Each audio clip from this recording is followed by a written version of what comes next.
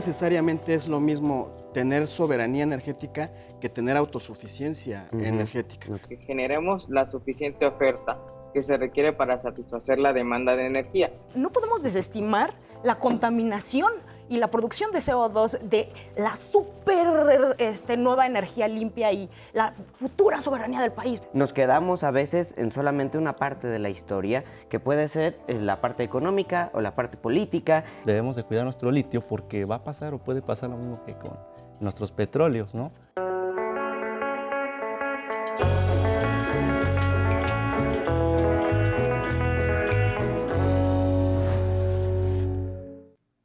Bienvenidas y bienvenidos a El Desfiladero, un programa donde jóvenes conversan rozando el debate. Yo soy Ezra Alcázar y claro, también está aquí conmigo Eder Guevara. Eder, bienvenido. Querido Ezra, un gusto como siempre. El tema del día de hoy es algo así como la reforma energética y la soberanía. Pues el 18 de marzo la presidenta Claudia Sheinbaum celebró el aniversario de la expropiación petrolera con la promulgación de las leyes secundarias en materia de energía. Con estas leyes se termina de sepultar la reforma energética de 2013, aprobada durante el periodo de Enrique Peña Nieto, la cual estableció un 30% para la participación directa del Estado en la industria petrolera, además de otorgar permisos y concesiones a privados en la exploración y explotación de los recursos energéticos del país. Estas leyes secundarias ponen a Pemex y a la Comisión Federal de Electricidad al centro de la estrategia energética. El gobierno federal ha asegurado que revierten de manera definitiva los cambios constitucionales promovidos durante el periodo neoliberal.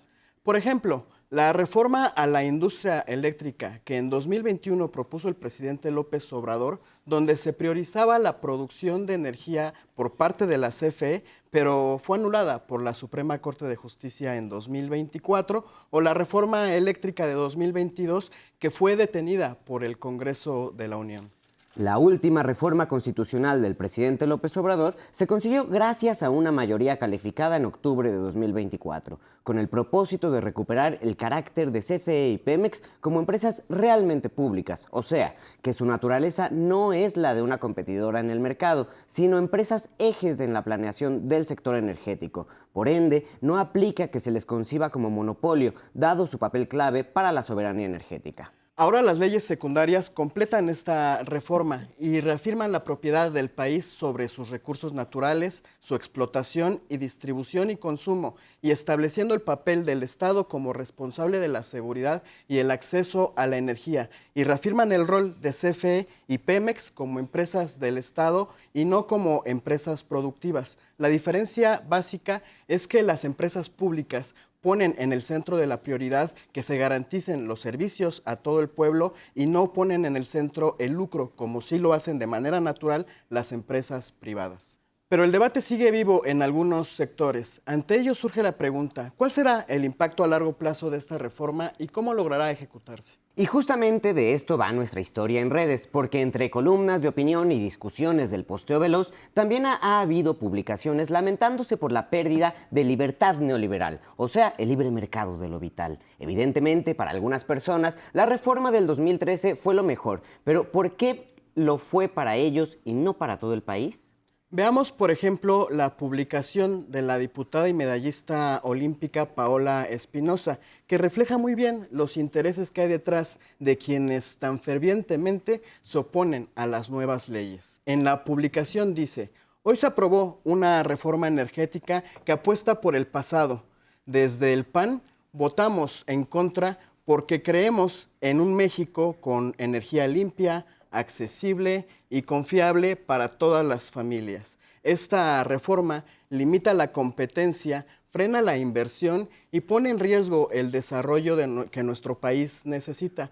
México merece un futuro energético sustentable y no volver al monopolio y la incertidumbre. La limpieza de energía o la energía limpia exige que algo tan vital como los recursos energéticos y su rectoría dependan del libre mercado. ¿Será que la inversión privada en materia energética está salvando al planeta de la catástrofe ambiental? ¿O será que los intereses están muy revueltos en aquellos que no son de izquierda ni de derecha? Energistas, tal vez. Lo cierto es que ahora toca a este modelo, el de la Cuarta Transformación, dar sus propios resultados. Si con la libre y justa competencia Pemex y CFE se endeudaron y casi fueron derrumbadas, veamos qué sucede ahora que retoman su objetivo original, satisfacer la necesidad de energía de la población y del país. Todo esto nos devuelve a las preguntas centrales del día de hoy. ¿Con estas leyes estamos asegurando la soberanía energética del país? ¿Estas leyes secundarias son un paso hacia la construcción de la justicia energética? ¿Es viable el cambio de estrategia? Para hablar de esto y más, nos acompaña en el día de hoy Fernanda Torres, física. Bienvenida, Fernanda. Alberto Reyes, activista. Alberto, muchas gracias por estar aquí. Gusto. Y en la llamada entrante desde Villahermosa, Tabasco, Jenner Torres, economista y profesor universitario. Jenner, bienvenido. Gracias por la invitación.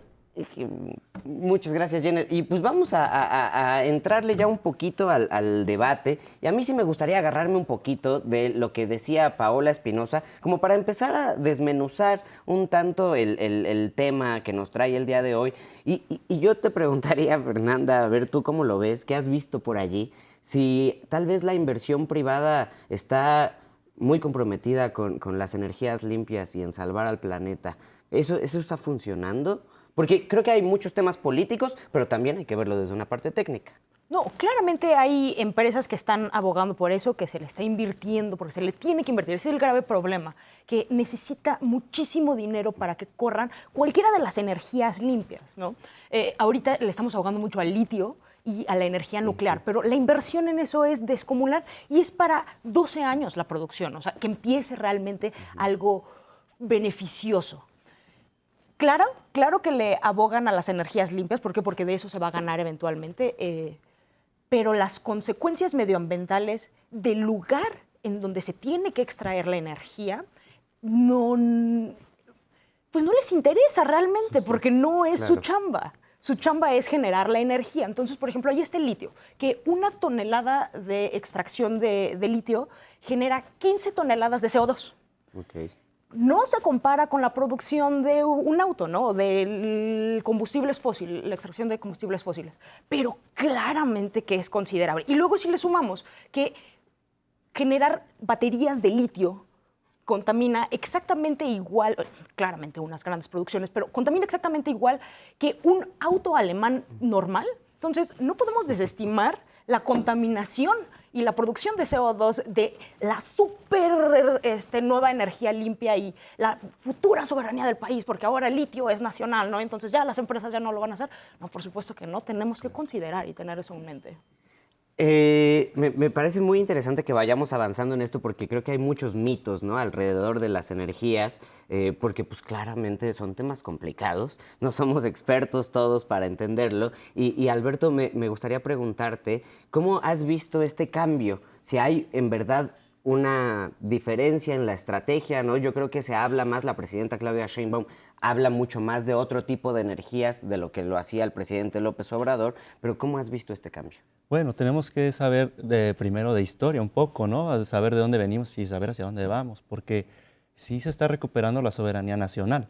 ¿Por qué? Porque estamos yendo, la reforma del 2013, hoy los panistas votaron en contra, como lo menciona la diputada, añoran que vuelvan al porfiriato, que era el porfiriato, o sea, en el porfiriato no se les cobraba ni un solo peso a las empresas.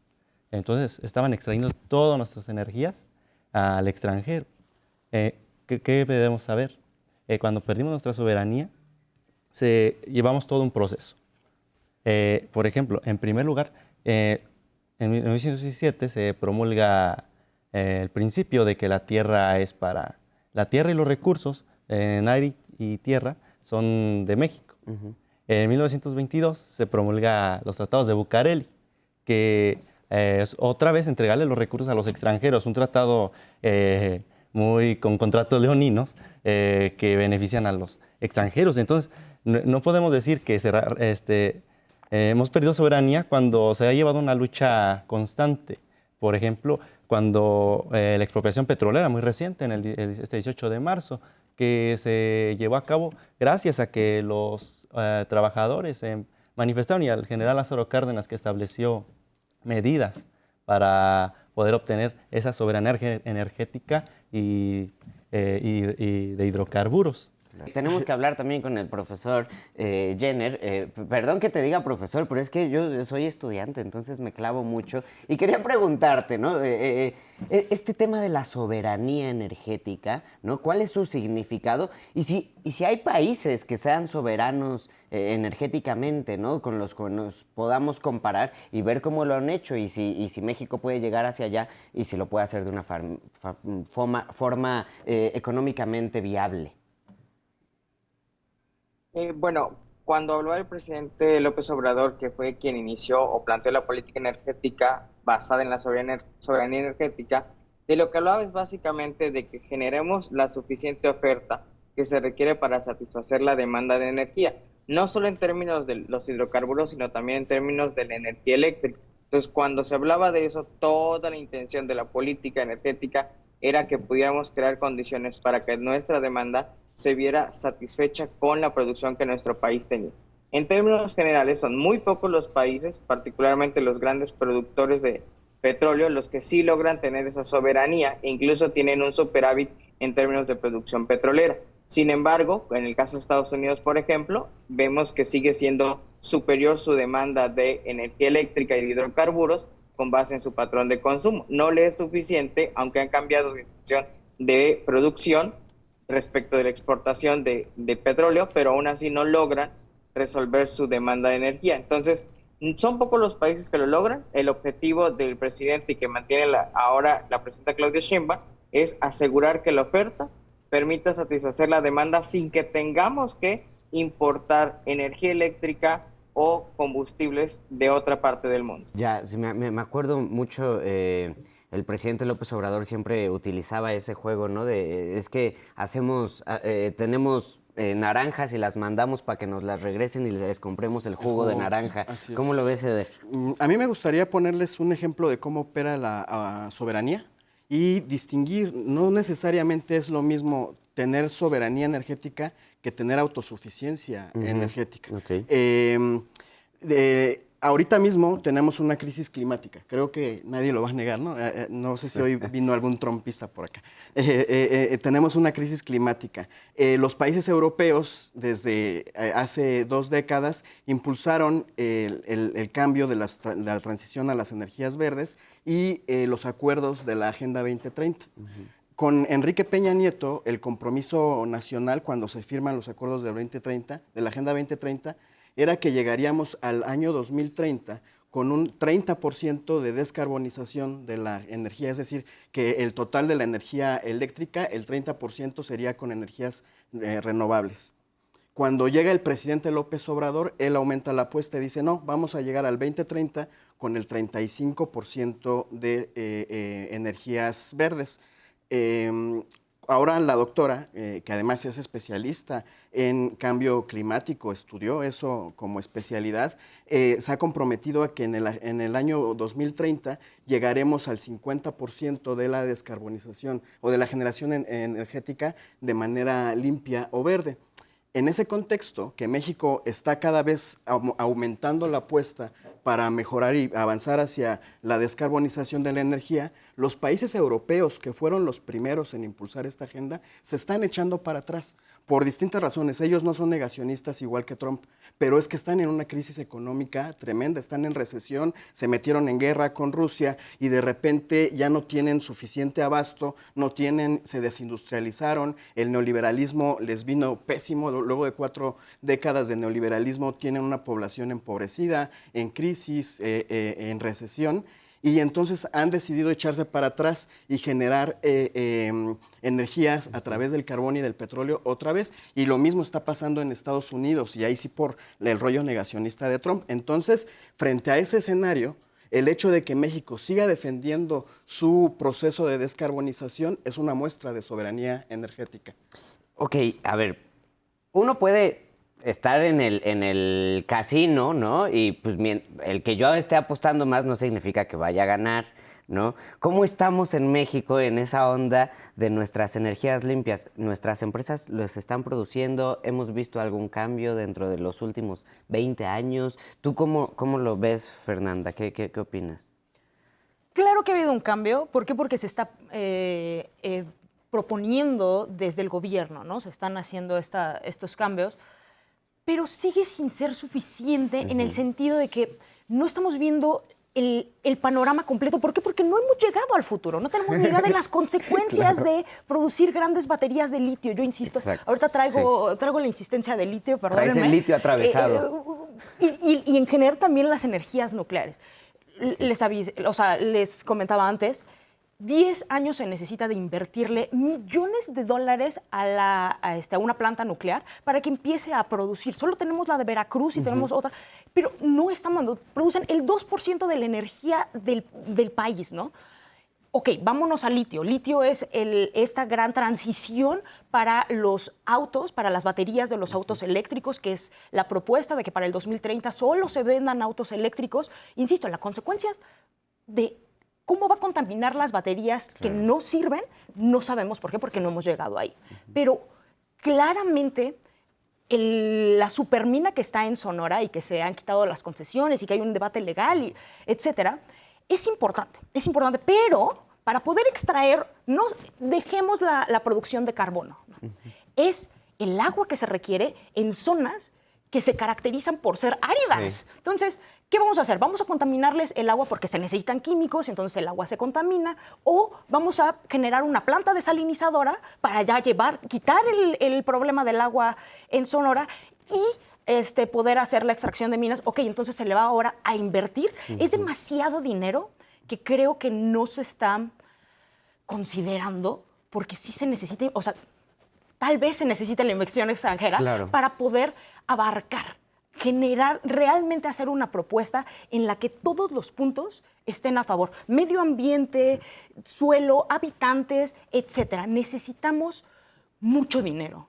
Y si el gobierno planea solo ponerlo, entonces vamos a tener que hacer recortes, subir impuestos, y entonces también es otro rollo. Así que ni tanto que queme al santo, ni tanto que no lo alumbre, ¿no? Pues nos interesa mucho escuchar muchos puntos de vista sobre este tema que nos atañe e interpela a todo mundo. Por eso les invitamos a que nos dejen sus comentarios y también les invitamos a que escuchen la entrevista que le hicimos a Romualdo Hernández Naranjo, especialista en materia energética.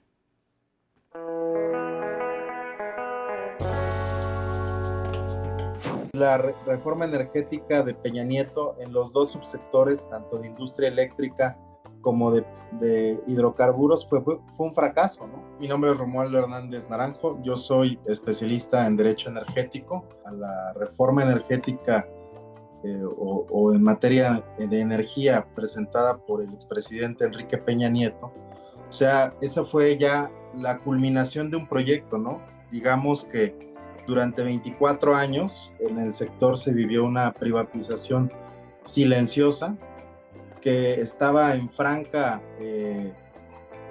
oposición al texto constitucional, ¿no? Una campaña de publicidad que nos decía que los precios de los energéticos iban a bajar, que nos prometía inversiones en el sector nunca antes vistas, que nos prometía desarrollo tecnológico que antes no, o que nos decían que no podíamos desarrollar como mexicanos, con nuestras propias capacidades. Los 110 contratos que se otorgaron a empresas extranjeras y nacionales privadas, que les otorgaron la explotación en campos privados, pues hoy representan una producción marginal. El 90% de la producción de hoy, en el presente, en el 2025, es de Petróleos Mexicanos, la empresa nacional, la empresa pública. Lo privado que nos prometieron, porque, o sea, recordemos, es 2013, ya pasaron 10 años. Esas inversiones que muchos dicen, es que es un tema de maduración, Romualdo. No, pues por maduración, que las envuelvan en periódico. Yo tuve oportunidad de ser servidor público e integrar parte del equipo de Comisión Federal de Electricidad durante el sexenio del presidente Andrés Manuel López Obrador. Cuando llegamos, el diagnóstico era que en estos años CFE tan solo iba a producir el 16% de la electricidad y hoy está produciendo el 62% y va por más, ¿no? Hoy estamos viendo, por ejemplo, hoy estamos cosechando lo que se sembró durante ese sexenio. ¿Qué se sembró? Renovar el parque de generación de CFE, inversiones históricas en la red nacional de transmisión, en las redes generales de distribución, un rescate, por ejemplo, de factores de planta y de duración de una planta, por ejemplo, del todo el parque de hidroeléctricas, del mayor parque de hidroeléctricas, que eso tiene que ver con transición energética y energías renovables, de todos los esquemas, desde este que tú tocas, que es el desplazamiento de las comunidades. O sea, los proyectos energéticos durante el periodo neoliberal se asociaron a procesos de criminalización de la protesta, persecución de la resistencia social, ruptura del tejido social, ruptura o cooptación del proceso comunitario. Cuando se llegó en el sexenio pasado, pues había mucha conflictividad. Por ejemplo, te pongo un ejemplo, ¿no? La Huesca, Morelos, ahí había un proyecto de una central de ciclo combinado, con un proceso ya muy desgastado, inclusive un asesinato de un luchador social, Samir Flores. En concreto, ¿qué tenemos que hacer? Pues respetar a las comunidades, o sea, respetar al territorio, porque estos son derechos originarios, ¿no? O sea, estamos hablando de procesos de, por ejemplo, cosmovisión territorial, que no puedes poner por encima el valor comercial de un proyecto, por encima del bien cultural o del valor cultural que tiene el territorio para ciertas personas y para ciertas comunidades. La generación distribuida debe de ser más impulsada, o sea, el tema de generar, por ejemplo, en las unidades habitacionales, cooperativas energéticas, estoy pensando en los ejidos, por ejemplo. O sea, creo que debemos de democratizar más la capacidad de generación. La electromovilidad, sin duda, creo que pues para allá vamos. El sector privado mexicano tiene todo un nicho de oportunidad, ¿no? O sea, ¿por qué no desarrollar si nosotros tenemos la gran reserva, por ejemplo, de litio y demás? ¿Por qué no generar también un boom en el buen sentido, ¿no? Excelente, muchas gracias a Romualdo, quien el sexenio anterior siempre me ayudaba a entender muchos problemas en las batallas de la CFE, en las batallas legales. Y justamente hablando de batallas, Alberto, yo pienso, ¿no?, que el activismo por esta soberanía energética, por regresarle al Estado la rectoría respecto a la energía,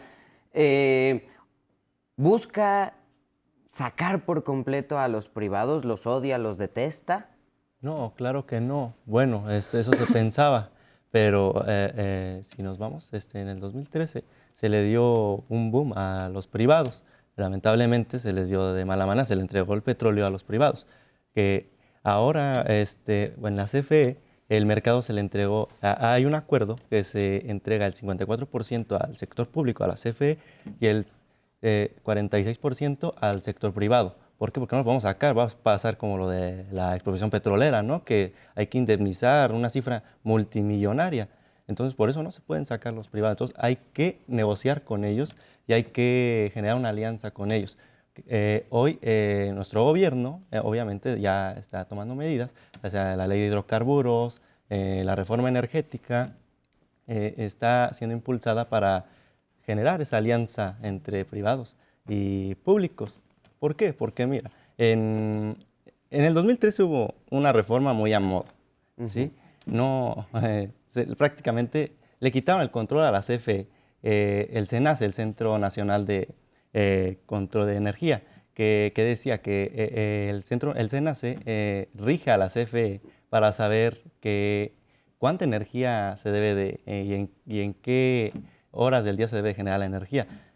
A la CFE, aparte de que se lo quitaron, no le dieron las armas para poder defenderse y la pusieron a competir con las empresas privadas, quitándoles la ventaja a la CFE. ¿Y qué pasa? Que la empresa privada tenía mucha ventaja. ¿Por qué? Porque se le estaba dando una cartera de inversión muy grande, se le estaba dando cosas de autogestión y la CFE prácticamente estaba olvidada hacia la quiebra.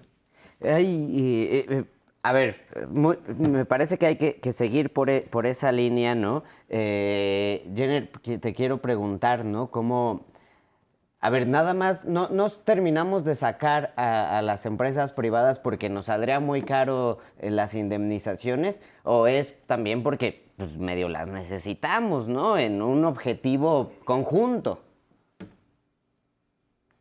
Bueno, ya mencionaba muy bien Alberto como esta evolución histórica que ha tenido. Sin embargo, hay que recordar que la reforma de Peña Nieto lo que permitió es una mayor participación de los privados en la extracción, pero también en la transmisión de energía eléctrica, así como en la producción. Entonces, con esta reforma de 2024, lo que se plantea, y que incluso se hace la modificación en la Constitución, es el hecho de que sea ahora el Estado, a través de Pemex y de CFE, quien lleve una mayor concentración en la producción y en la extracción, así como en la transformación del crudo, por ejemplo. En ese sentido, pues Pemex, o bueno, más bien el Estado aquí entiende que tanto la actividad extractiva de hidrocarburos como la producción y transmisión de energía eléctrica corresponden no solo a una intención mercantil en términos de obtener una rentabilidad económica, sino que también tienen un beneficio social en términos de que habrán sectores poblacionales en donde no sea rentable colocar, por ejemplo, energía eléctrica, pero que tiene que ser parte de las necesidades básicas, sobre todo ahora que se ha hablado incluso del derecho a la energía eléctrica, pero también en el sentido de entender que tanto el petróleo como la energía eléctrica son dos insumos básicos que requiere la industria. Y tener el control de esos dos insumos le permite al Estado poder dirigir la economía hacia donde sean los objetivos, de tal manera entonces que mantener el control en esos sectores se convierte en sumamente vital, sobre todo en un proceso de industrialización. Claro. Mira, dijiste algo bien interesante. Yo el sexenio anterior me tocó hacer este viaje de Navidad en las montañas. La Secretaría de Cultura va y lleva cosas a niños en la montaña de Guerrero y a familias. Y visité una comunidad que se llama Tepozonalco, a la cual ya había llegado la Comisión Federal de Electricidad varios años antes y les habían instalado allí su poste de luz y ya tenían luz. Pero la neta es que prefirieron desconectarse porque el recibo llegaba terriblemente costoso, ¿no? Era preferible que ellos siguieran generando con su planta, comprando su gasolina, a utilizar y conectarse de esa infraestructura. ¿Cómo hablar de soberanía y de justicia energética cuando, digamos, tenemos este tipo de situaciones? Sí, hay muchas formas de resolver estas problemáticas. Lo importante, creo, es que CFE tenga la capacidad de establecer estas estrategias para llegar a cada uno de los rincones del país y que se puedan atender. Hay un modelo en donde CFE le permite a domicilios particulares, no empresas privadas, domicilios particulares, generar sus energías a través de energía solar. Esos modelos también ya se están haciendo en comunidades en donde efectivamente sale muy caro la energía de manera convencional. Y entonces se pueden ir estableciendo estrategias de ese tipo. Y por eso es importante, y regreso al ejemplo de la soberanía, que defendamos la soberanía energética. Hace ratito se hablaba, por ejemplo, de la protección al medio ambiente. Hay decisiones que ha tomado tanto el presidente López Obrador como la presidenta Claudia Sheinbaum que tienen que ver con la preservación de nuestro medio ambiente sin descuidar la generación energética y que en el neoliberalismo eso no habría sido posible. Por ejemplo, el presidente López Obrador estableció un límite de producción de 1.800.000 barriles al día de petróleo. No pasarnos de esa producción al día. De hecho, la presidenta lo quiere bajar, ¿no? Lo quiere bajar, no rebasar eso, a diferencia, por ejemplo, de la tendencia, insisto, de Occidente, Estados Unidos y Europa, que ya dijeron, con el fracking vamos a extraer todo lo que sea necesario. La prohibición del fracking fue una decisión soberana que también se tomó a costa de la presión de las industrias privadas, de las grandes transnacionales, y que se tomó gracias a que tenemos soberanía en el país, soberanía política y energética. De hecho, el que tengamos soberanía no está peleado con la participación de privados. Ya lo decía ahorita Alberto, ahí en la ley y en las leyes secundarias se estableció como un máximo de 46% de participación de privados. Y el asunto aquí es que el Estado sea el responsable y sea el rector del proceso de la estrategia energética y también de ver cómo se garantiza que se repartan las riquezas que genera esta energía. Eso es la soberanía energética. No es pelearse ni con los privados, no es atentar contra la producción verde de la energía, es más bien que el Estado sea el responsable de conducir esta estrategia. Me parece muy bien.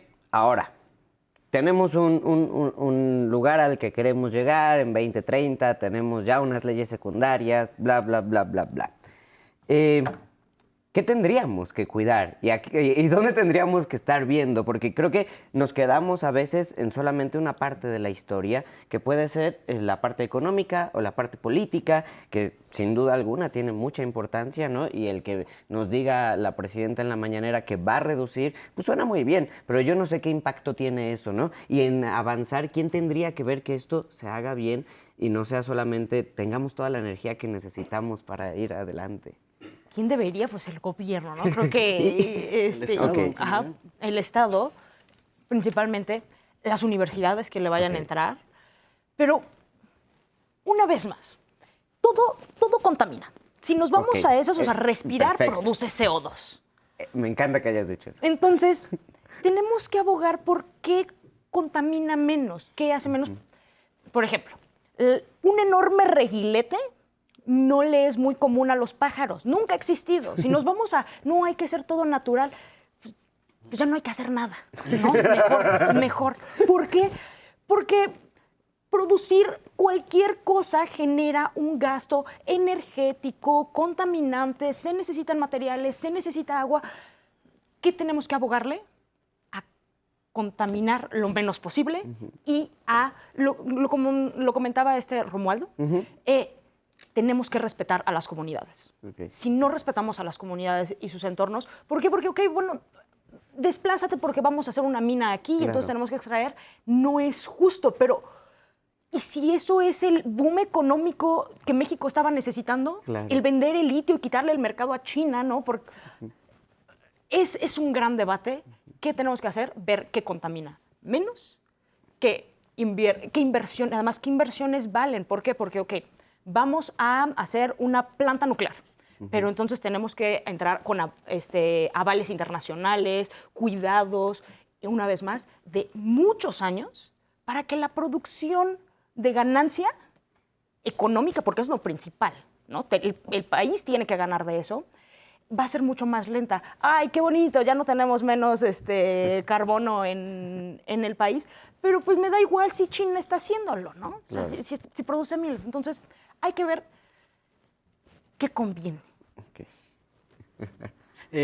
Nos interesa mucho escuchar la opinión no solamente de expertos, de especialistas, sino de todo el pueblo de México. Por eso les invitamos a que nos dejen sus comentarios en las redes de El Desfiladero y vamos a escuchar el Vox Populi.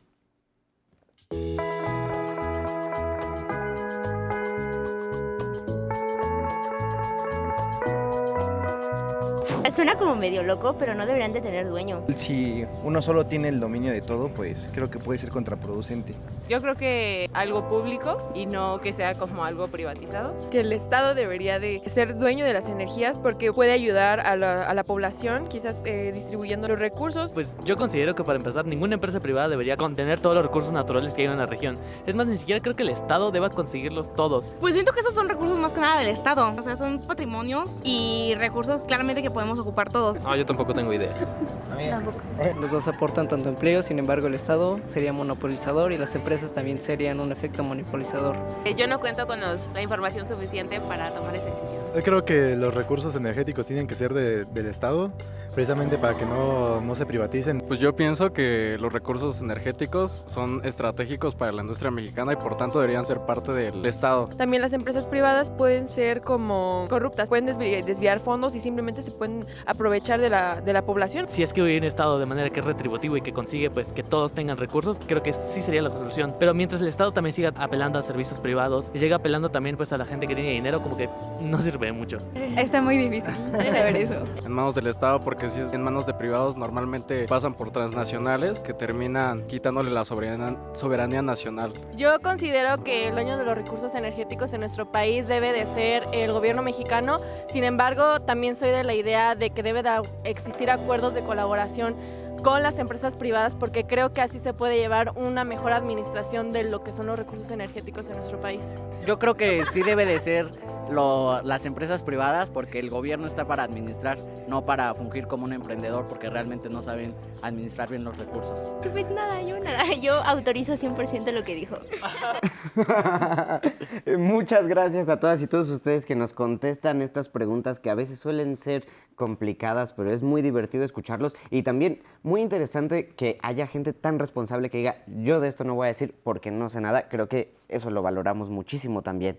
Jenner, me gustaría consultarte algo, o sea, dejando atrás aquel 2013 o de cierta forma, porque algo que sucedió en los últimos años fue también el desmantelamiento de estas dos empresas públicas, Pemex y CFE, un montón de deudas, un montón de abandono también de su desarrollo tecnológico, y pues eso te pone frente a ciertas dificultades a la hora de querer crear un nuevo plan, ¿no? Y creo que el sexenio del presidente López Obrador sirvió para ir medio nivelando esas cosas con los muchísimos problemas. Pero ¿va a alcanzar el dinero? ¿Tenemos el dinero, la capacidad de darle a estas dos empresas la inversión que necesitan para llevar a cabo una estrategia de esta envergadura? Bueno, creo que en primer lugar, pues históricamente Pemex es la empresa que más ingresos tiene en este país. En la lista de expansión y de mundo ejecutivo que concentran las más grandes empresas de nuestro país, Pemex siempre ha aparecido en el primer lugar. Pemex tiene la capacidad en términos de ingreso. Lo que ha sido motivo de discusión es cómo se da esa redistribución respecto de las utilidades que Pemex tiene. Porque hay que recordar que Pemex como empresa del Estado pues está sujeta a toda la regulación y en términos de cómo se da la administración de los recursos según el presupuesto de egresos de la Federación. Eso es lo que de repente puede limitar en el caso de Pemex, en el caso de CFE, que los recursos que obtienen puedan ser utilizados nuevamente en sus operaciones, a diferencia de como lo haría una empresa convencional.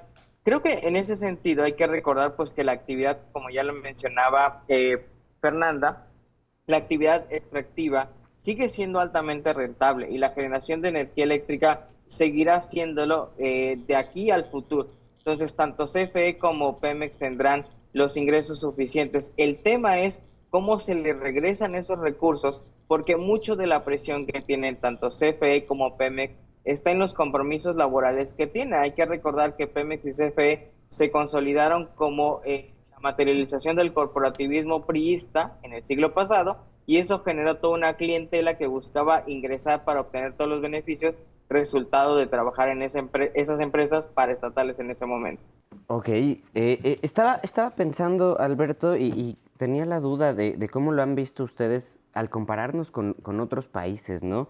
Porque pienso, a ver, Chile es el paraíso del neoliberalismo, ¿no? Y tienen un montón de litio y le echan muchas ganas. No sé cómo funciona allá y cómo se trabaje con las comunidades, cómo sea la redistribución, por ejemplo. Sé cómo funciona más o menos con el cobre, ¿no? Y, puta, es un país millonario por cobre. Pero ¿cómo podemos compararnos con otros países para ver, digamos, dónde tendríamos que echar el ojo acá en cambios, por ejemplo, con lo del litio, ¿no? Que me parece interesante, pues, y hay una explosión. No, parecido como con la historia, ¿no? Hay que ver cómo los países están moviéndose. Por ejemplo, Ecuador, que es una de las reservas más grandes del mundo. El modelo neoliberal ha querido entrar y, por ejemplo, también Argentina. Ya estamos viendo el claro ejemplo de Elon Musk con el presidente de Argentina, que ya están teniendo ahí acuerdos para poder extraer su litio. Y en México el ejemplo puede ser igual. Debemos de cuidar nuestro litio porque va a pasar o puede pasar lo mismo que con nuestros petróleos, ¿no? ¿Qué pasó? Que nos los expropia, nos los quitaron, nos los volaron. Y el litio puede ser igual, hay que cuidarlo y pues hay que cuidarnos de los grupos facciosos que buscan vender o entregar nuestra patria a través del litio. El litio es el oro del mañana, es el futuro y como lo dicen, como lo dijo nuestra compañera, contamina mucho, ¿no? Contamina mucho, pero es donde va a estar verdaderamente la inversión en el futuro, es el futuro, las baterías. Si no me equivoco, es como el 90% del litio de Estados Unidos viene justamente de Chile y Argentina. Muy interesante eso para poner atención. Eder, me gustaría saber cómo ves esto, ¿no?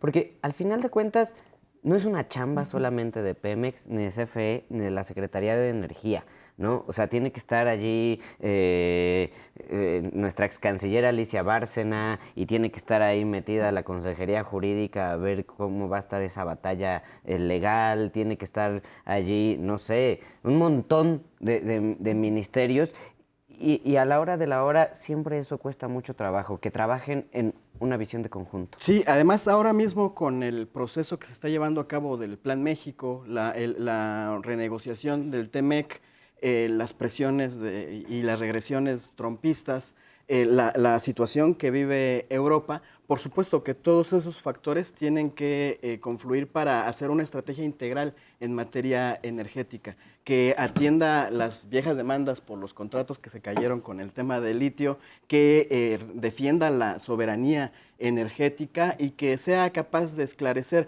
cuál es la coordinación que hay entre el Estado y las empresas privadas. Déjenme darles otro ejemplo virtuoso de cómo puede funcionar la soberanía energética.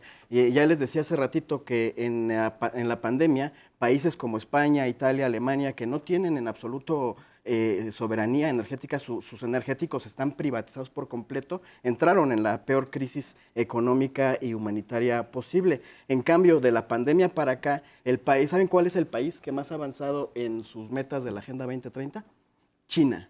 Y ahora mismo China le está exigiendo a los países de Occidente que cumplan sus metas de la Agenda 2030. Y para no ir más lejos, hoy en la madrugada del 20 de marzo del 2025, amanecimos con la noticia de que hay una nueva revolución tecnológica y que viene de China. La compañía de autos BYD, autos eléctricos, que ya superó a Tesla hace un rato, acaba de anunciar que ya crearon nuevos vehículos con la capacidad de cargarse por completo hasta en 5 minutos. Eso es una innovación tecnológica que va a romper el mercado de autos eléctricos. Y eso se hace gracias a que China, tanto el avance en las metas de la descarbonización como este tipo de innovaciones que son de empresas privadas, pero de origen chino, son gracias a que China sí tiene soberanía energética. Entonces, creo que es inapelable que a todos nos conviene que haya soberanía en el país. Me vas a obligar a preguntarte algo del programa anterior,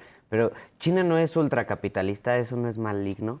Yo creo que China tiene un modelo propio. ¿O ese capitalismo es bueno? No, China tiene un modelo propio. En realidad, yo no sé si sean buenos o malos. Lo que veo es la diferencia en los resultados y en la situación de cada país. China acaba de erradicar la pobreza extrema en su país y está en vías de erradicar la pobreza. Y son quienes más han avanzado en el proceso de la transición energética. Entonces, resultados hablan y lo que estamos viendo sobre en términos de innovación y de buen vivir en China respecto a lo que está pasando en Europa o en Estados Unidos es un abismo. Los grandes ganadores del proyecto neoliberal fueron los chinos.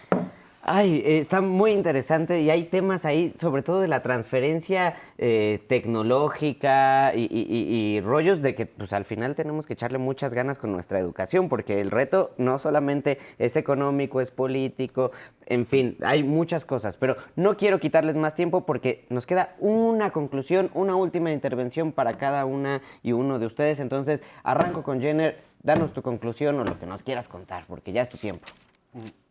Gracias.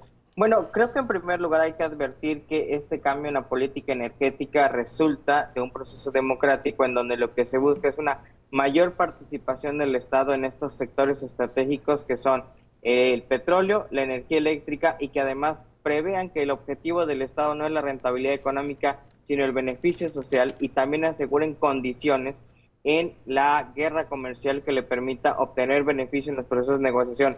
ya sea con Estados Unidos o en su momento tal vez con China. Excelente. Alberto.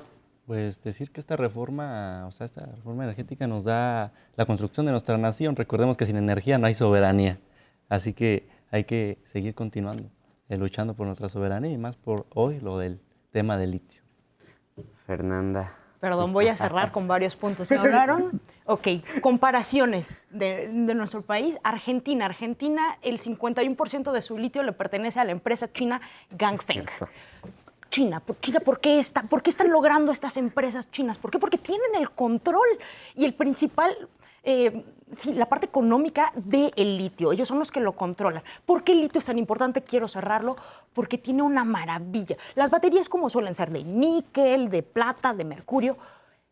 El litio tiene una preciosa propiedad que tiene electrones libres. Es decir, en español, es que está completamente dispuesto a conectarse con los otros. Por eso, porque entonces hace conexiones bomba y por eso está la batería y tiene una enorme densidad energética. Entonces, ¿qué están haciendo ahorita? Los chinos están explotando níquel. ¿Por qué? Porque no solo lo están extrayendo de sus minas, sino de otros países y aparte están investigándolo. Por eso están llegando a poder construir baterías que se carguen en 5 minutos. Están aprovechando al máximo el litio y nosotros estamos esperando a ver una solución de leyes con otras empresas, con las empresas chinas y con la canadiense, para que ahora podamos entrar a invertirle, iniciar la inversión de la mina para poder extraerlo. Entonces, estamos atrasados, estamos muy atrasados, pero con la esperanza de que la presidenta, que tiene la experta en este tipo de temas, creo que estamos en unas manos interesantes, no sé si seguras, pero sí definitivamente interesantes. Entonces, con eso nos quedamos que el litio es el futuro, es el oro del siglo XXI, bien lo mencionó Alberto, pero con cuidado. Produce carbono, nunca como el de los combustibles fósiles, entonces, una vez más, perdón por mi frase, pero me encanta, ni tanto que quema el santo, ni tanto que no la alumbra. Fernanda, muchísimas gracias. Yo estoy seguro de que tendríamos que ponerle alguna ley, algún candado, así como le hacemos como le hacen los chilenos al cobre, para que un dinero se vaya a la educación, porque necesitamos saber ese tipo de detalles, porque si no, no la armamos. Eder, ¿quieres decir algo? Si no hubiera sido por la expropiación petrolera, no habría escuelas en todo el territorio nacional. Por supuesto que el control y la rectoría de los recursos naturales tiene que servir para el desarrollo del país. Y volvamos al ejemplo de China, porque ellos salieron de esa crisis tan terrible y humanitaria que vivían en el neoliberalismo de sobreexplotación a la situación actual, porque tenían planes de largo aliento, tienen un plan de largo aliento que lo han seguido. Acá eso no existía hasta el 2018. Ahora por fin hay un proyecto que está avanzando y que está dando resultados. Efectivamente estamos apenas iniciando, pero lo mejor es que ya iniciamos, ¿no? Lo malo sería que siguiéramos en el atraso en el que nos metieron los neoliberales. Y sería bueno hablar algún día de China aquí en el... Sí, no, estaría muy bien. Bueno, y son dueños de casi toda la deuda argentina, pero son otros temas. Y de una buena parte de la deuda estadounidense. Muchísimas gracias, Eder, como todos los jueves. Muchísimas gracias, Fernanda. Muchísimas gracias, Alberto. Y muchísimas gracias, Jenner. Yo no sé dónde verte, si adelante o atrás. Muchísimas gracias a todas y todos ustedes. Esto fue El Desfiladero. Yo soy Ezra Alcázar. Nos vemos la próxima semana aquí en 11 Digital.